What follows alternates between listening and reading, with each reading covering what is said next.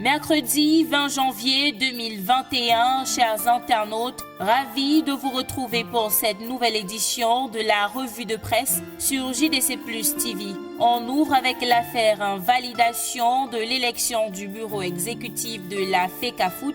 Le Messager nous fait savoir que certains présidents de clubs qui ont écrit au tribunal arbitral du sport pour demander l'annulation de cette élection et par la suite exprimer leur mécontentement face à la décision de la FIFA qui autorise le bureau déchu de rester aux commandes jusqu'aux prochaines élections à la tête de la fédération. Ils ont été auditionnés au commissariat central numéro 1 de Yaoundé 1er et ce sur ordre de Seydou Bombo Njoya, président du comité exécutif déchu. Ça vous semble intéressant? À seulement 400 francs CFA, vous aurez le Messager édition de ce mercredi et vous pourriez vous rendre à la page 12 pour la suite.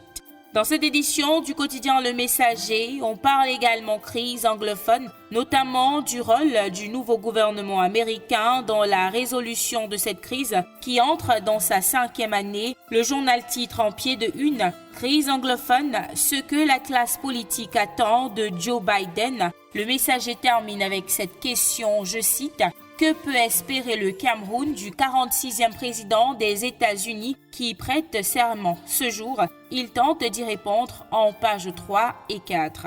Du côté du quotidien Mutation, on se pose à peu près la même question, celle de savoir si le président américain élu, Joe Biden, sera le joker pour mettre un terme à cette crise qui a causé beaucoup de dégâts au plan humain comme matériel. Pour le quotidien de la rue de l'aéroport, le nouveau président des États-Unis est à l'épreuve du retour à la paix dans le nord-ouest et le sud-ouest.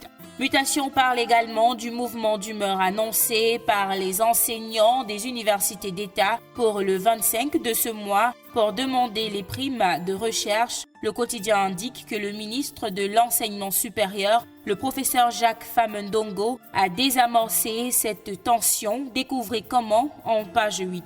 On passe au quotidien Le Jour qui parle principalement du programme de reconstruction de l'extrême nord qui est à l'abandon. Mais tel que précisé par le journal, l'espoir pointe à l'horizon avec l'annonce faite par le chef de l'État le 31 décembre dernier, promettant un financement à hauteur de 150 milliards de francs CFA pour la première phase. Celle-ci va constituer la construction de routes, d'hôpitaux, l'électrification, etc. Le quotidien décrypte l'état des lieux en pages 2 à 3. On sort de ce quotidien en sport, CHAN 2021. Ce mercredi, les Lions A' affrontent les Aigles du Mali dans un match comptant pour la 2e journée du groupe A pour le quotidien Le Jour. Cette rencontre, c'est la finale de ce groupe. Le match va se jouer cet après-midi au stade Amadou Ahidjo.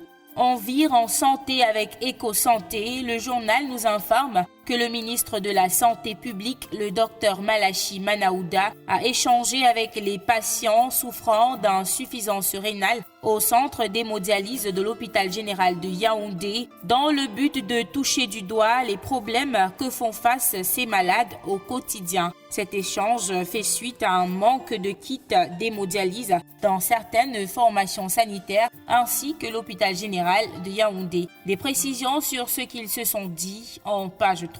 Une chère Pierre Castel, bientôt au Cameroun, c'est Eco Matin qui le dit en grande une. Parution de ce mercredi 20 janvier, le journal d'économie et de finances souligne que le Cameroun vient de faire un pas vers le professionnalisme et le professionnalisme de ses formations et de ses enseignements. Le recteur de l'université de Chang, le directeur général du fonds Pierre Castel-Pierre, le directeur général de l'Institut national polytechnique Houphouët-Boigny de Yamoussoukro en Côte d'Ivoire et le représentant de la directrice de Bordeaux Sciences Agro ont signé le lundi 18 janvier l'accord cadre de la chaire Pierre Castel, système alimentaire et entrepreneuriat en Afrique. Pour plus de précisions, lisez la page 5 d'Eco Matin, parution de ce mercredi. Et c'était tout pour la revue de presse de ce jour. Merci d'avoir regardé. Demain est un autre jour.